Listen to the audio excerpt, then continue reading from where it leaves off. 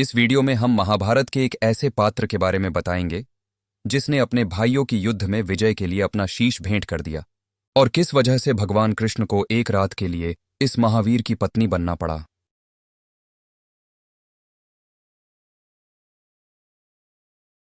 पांडव 13 साल तक अपने राज्य से बाहर रहने के बाद वापस लौट आए। कौरवों से समझौते के अनुसार उन्हें अपना राज्य वापस मिलना था।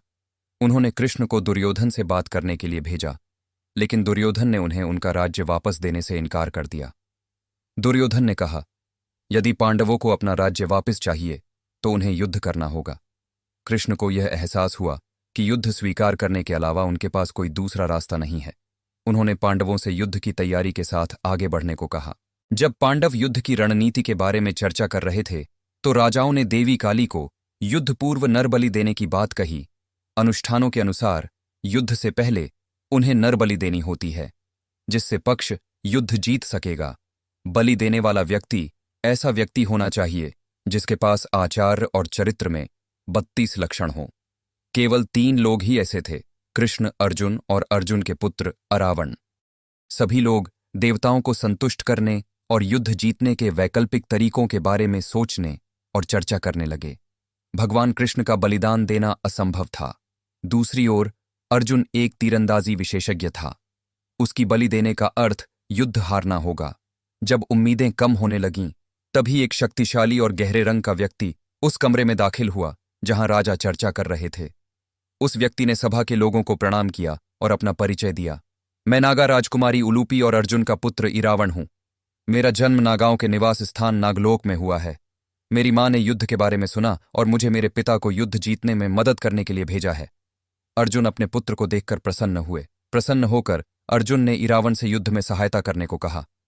इरावण बोले, मैं इस युद्ध में अपनी बलि देने के लिए तैयार हूं। अर्जुन ने अपने पुत्र से कहा, मैं तुम्हें ऐसा करने की अनुमति नहीं दे सकता और मैं अभी इससे इनकार करता हूं। हम अन्य तरीकों के बारे में सोचेंगे। हम जीतेंगे क्योंकि हमारे साथ कृष्ण और धर्म है। इरावण ने कहा, मैं एक नागा का बेटा और एक इंसान हूं। मुझे यकीन नहीं है कि मैं युद्ध के योग्य भी हो पाऊंगा या नहीं। यह युद्ध केवल इंसानों के खिलाफ है। इसीलिए पुत्र होने के नाते मेरी आपसे विनती है कि आप मुझे भी बलिदान के लिए स्वीकार करें। इस तरह मैं अपने पिता की विजय सुनिश्चित कर सकता हूं और अपनी मां की बात भी मान सकता हूं। भगवान कृष्ण सारी बातें सुन रहे थे और फिर बोले, राजा युधिष्ठिर, इरावण सही बोल रहे हैं।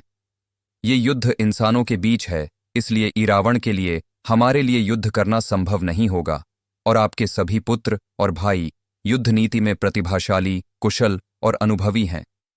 उन्हें खोना भी इस समय अच्छा विकल्प नहीं है। वहां अन्य राजाओं ने भी इरावण और भगवान कृष्ण के पक्ष में बात की। श्री कृष्ण ने समझाया कि इरावण का बलिदान व्यर्थ नहीं जाएगा। देवी चामुंडा का आशीर्वाद मिलने से विजय मिलेगी।